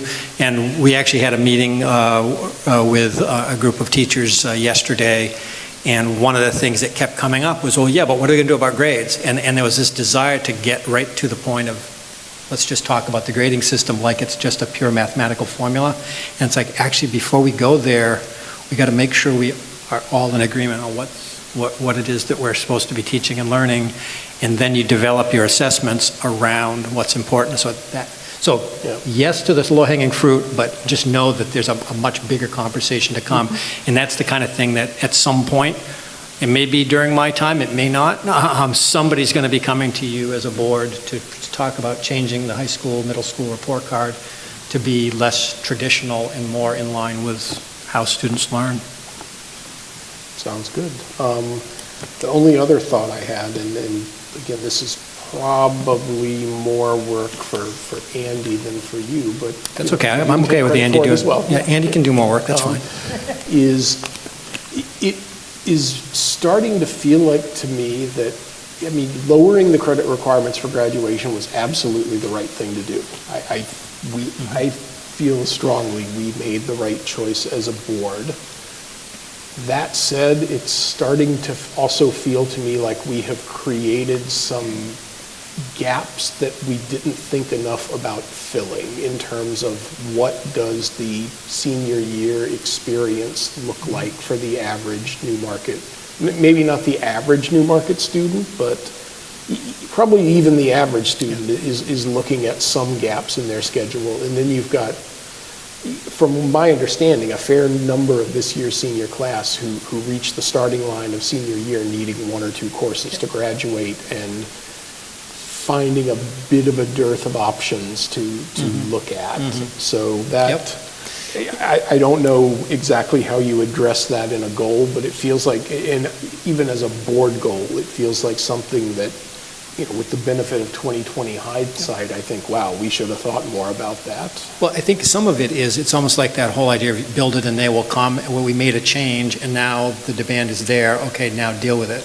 And I think that's kind of what you're seeing. And I do think this year is the last year before all students graduating from Newmarket have a 24 credit requirement. This year's seniors, it's 25. By the way, I do think, just speaking from a policy standpoint, we're going to have to do a deep dive into the graduation policy anyway, because even the courses that are required are different. There's a lot of change there. But next year will be the first time all classes will have a 24 credit requirement, and specifically the seniors next year will have had a 4-year cycle where the requirement was lower for them. And so it does mean there will be a higher percentage of kids who are going to reach that point and be expecting, okay, am I going to do college coursework? Am I going to do an ELO? Am I going to go to SST? Am I going to do some independent project in the community? And I think there's no shortage of ideas how to do it. The issue is we need to be ready to meet that demand. And I think this year is just the tip of the iceberg, and I think moving forward we're going to have a lot more. Now, just from my perspective, that's an exciting thing, because it means you get to talk about not what do you make kids do, what do they have to do. You get to talk about what do you want to do, and you get to engage kids in doing things that they're excited about. And to me, that's the mission that we're in. And so figuring out how to manage that, that's our challenge. And you're 100% right. And whether it's in my goals or not, I'm absolutely working on that. Yeah, we need to build the support structure that goes around that very exciting thing. And agreed. Other Suggestions, reactions? Come on, I can't be the only one. No, I'm very excited to have this book read that says that, well, I think it's, in the elementary school, I think that the teachers do the best they can with the document they've been given, and then they try to put everything meaningful in the comment. Like, okay, well, I get that all this part might not be reflective, but let me tell you about, like, this is what your kid is like as a learner, this is what they are as a mathematician, and this, and, you know. Yeah. So that will hopefully, There's definitely a different approach. I know, I'm being scared. But there's definitely a different approach between the elementary and middle and high school, especially, you made a good point before, and having been an elementary school teacher, we have the children all day long. And then when I sent my fifth graders off to the middle school, I said, why didn't you do this? Why didn't you? Terrifying. Because, and then there's 5 different teachers that they have to go through, so a report card with a collaborative effort in the school, high school would be very important if they don't do it already. Well, I think giving kids that are in their senior year something exciting to do that is, these kids are maybe college bound, maybe trade school bound, maybe career starting bound, and rather than maybe being able to lean into senioritis, right? They're able to go out and really enjoy the learning experience and like swim in that rewarding experience that you're talking about. And what a great tool that is going into something like your college, your trade school, where that work ethic is built into it because you've already naturally felt the reward from it. Amen. That's where everyone, I think, wants to get. It's just at the moment we're a little like the twin Spider-Man meme. The students are coming in going, okay, my senior year, what can I do? And we're looking at them going, well, okay, what do you want to do? And we've hit the impasse that we inadvertently created for ourselves with all the best of intentions. So, all right. Discussion of the delegate assembly, school board representation. This is, I'll let Todd characterize it, but it's one of those things that has never really inspired a lot of excitement on this board, and well, there is more going on in the world, for sure. So just to quickly characterize, obviously the NHSBA, the New Hampshire School Board Association, they do their annual delegate assembly. The first issue is I know Lonnie was selected to be the delegate and they changed the date on it, and I understand I'll be in a wedding. You will not be available. So one conversation we need to have here is since Lonnie can't go, is there somebody else who would be willing to go? And the date of the assembly has been moved to October 25th, just so people know that. So that's one conversation to have. And then the second part of the conversation is there's some, as Gary said, there's some pretty meaty topics that are on the discussion. I mean, one of the things to keep in mind, the New Hampshire School Board Association does not have any legislative authority, but certainly they speak with some level of, moral authority, I guess you could say, from the standpoint of what do school boards across the state think. There's a number of resolutions about open enrollment and other pieces that we might have desire to have some voice in. And so really there's two things. One is if Lonnie's not doing it, who is? And secondly, is there specific input we want to give to that person to be able to give to the discussion? A lot about. And I feel like this is a place where the chair might normally step in, except that is also the week that the final report from the Charter Commission is due to the state, which state official, I forget which state official we're submitting that to, but that's the week it's due. So I am probably not going to be available for this. I don't mind stepping in, given the fact that I'm going to be on this fair funding project, which is comprised of mostly school board members. Thank you. Thinking of doing it, but I think the health committee is going to have to be a lot more arduous than I thought it was when I agreed to do it. What committee? The health benefits. That's what benefits better. There's a lot of discussion of that. All right, we won't put... That might tie in a little bit, give me a little more information, other than what I pick up by watching the YouTube viewings.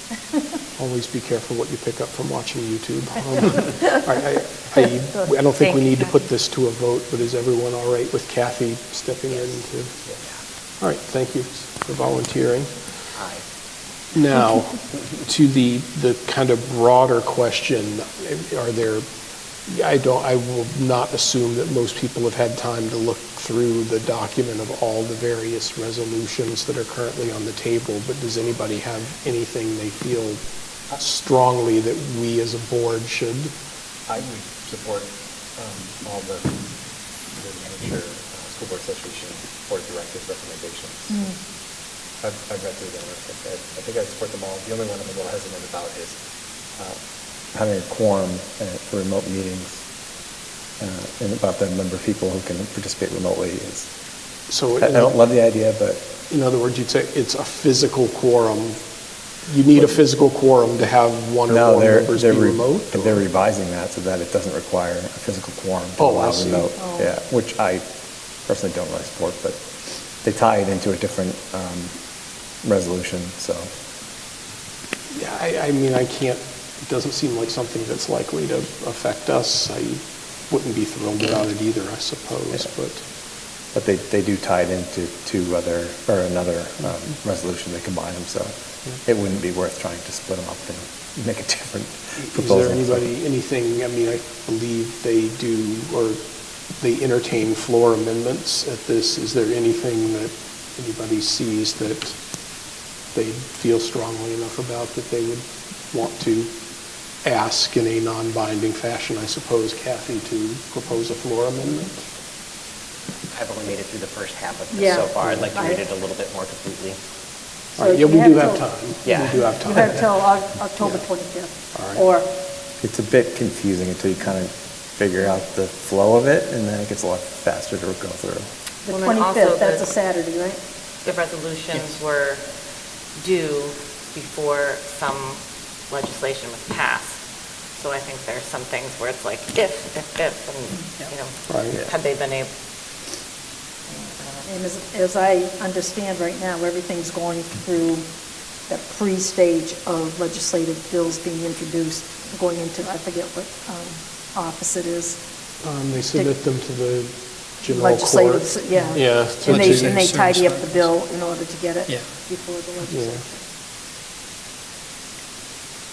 All right, any other comments on this one? I'll I'll keep you posted. try to move us along a bit here. So we have a calendar for the deliberative session and the general election now. Yes, so basically, the calendar that's there is the same one I shared with you last time, but I just wanted to confirm to you that the deliberative session date will be January 31st, and the general election will be March 10th. The DRA gave us the option to have deliberative between January 31 and February 7th, but if you did it at the end of the window, you wouldn't have a snow date if it came up, and so while Saturday has traditionally been the day that Newmarket has done it, Steve and I discussed it and felt having it on the 31st made the most sense, so that's the day we're going to go forward with. What And day of the week is? It's a Saturday. Oh, it is Saturday. Yeah, so, it's a okay. Saturday. I was confused what you said. Yeah, Previous Saturday. Yeah, the so previous basically what would happen is January 31, a Saturday, would be the deliberative, assuming no bad weather, but if we have a snow, Gotcha. we could move it to the 7th and still meet the legal requirement. Yep. And the March 10th date was already set, so. And in case anyone's curious, yes, we once have moved the deliberative session due to weather and got even worse weather the following weekend.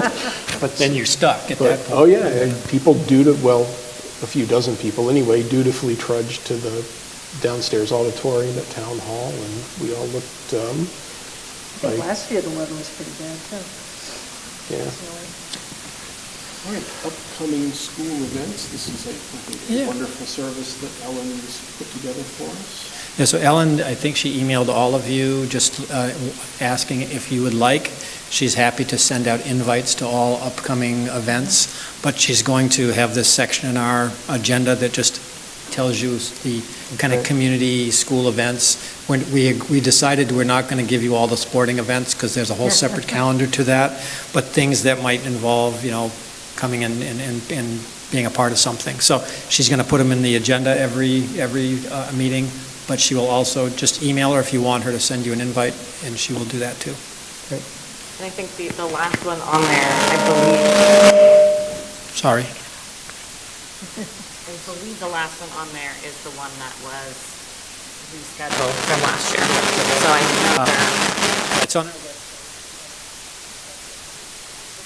Do you mind just quickly mentioning what that's called? Because Parent Forum? Yeah. It's the Parent Forum in a Technology-Driven World, and we're having Jody Labarsky, Vice President of Seacoast Mental Health, come, and she basically has parent scenarios, and we're hopeful that we can have it maybe in the library or this room. We're serving pizza and salad first, and then Jody is going to put like little cards, like parenting scenario situations of technology, being a parent, and then really just having great dialogue conversation from Jody as a very experienced family counselor, and just talking about like navigating that really tough places that we all end up with our kids over their cell phone.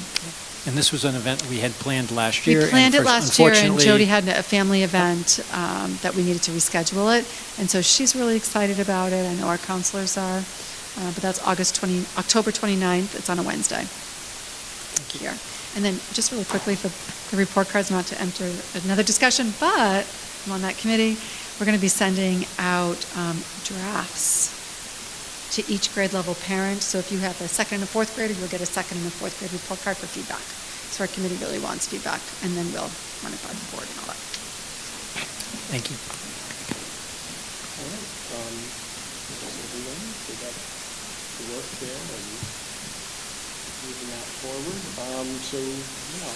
Acknowledgement of donations. Once again, we're very fortunate to have ACEP, who is supporting, I think, the elementary school with a generous donation. Yeah, $119.89 for those who don't know, Rebecca Foster, one of our literacy specialists, has a therapy dog that it's her dog, and she brings it in periodically, and it, so they supported some equipment, books, things like that for the dog, and it's in a program she runs.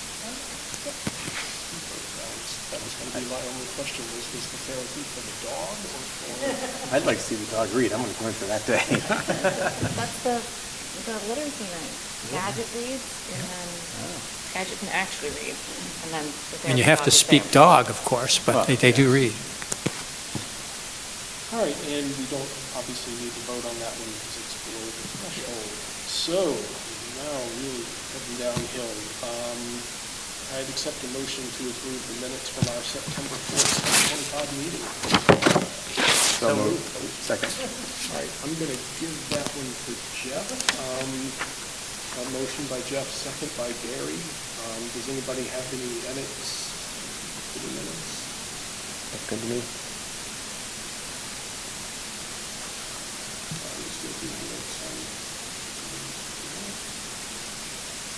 Hearing none, all those in favor of approving the minutes, please say aye. Aye.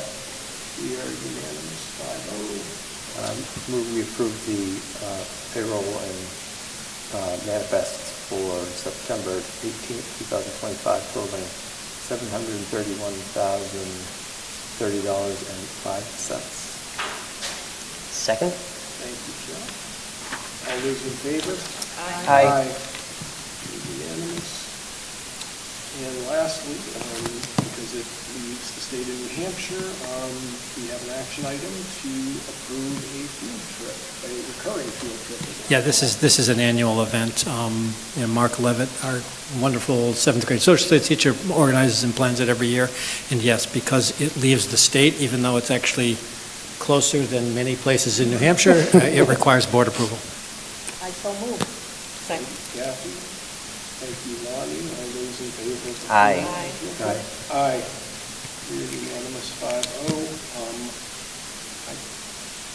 Did we have a non-public forum this evening? I don't have need to have one. If you have need to have one, you can have it. I don't feel the need to have one. No, I move that we adjourn. Thank you, Jeff. By George. I have a motion from Jeff to adjourn the meeting. I'll second it. Thank you, Kathy. All those in favor of adjourning, please say Aye. aye. Aye. We are adjourned. Thank you, Jeff.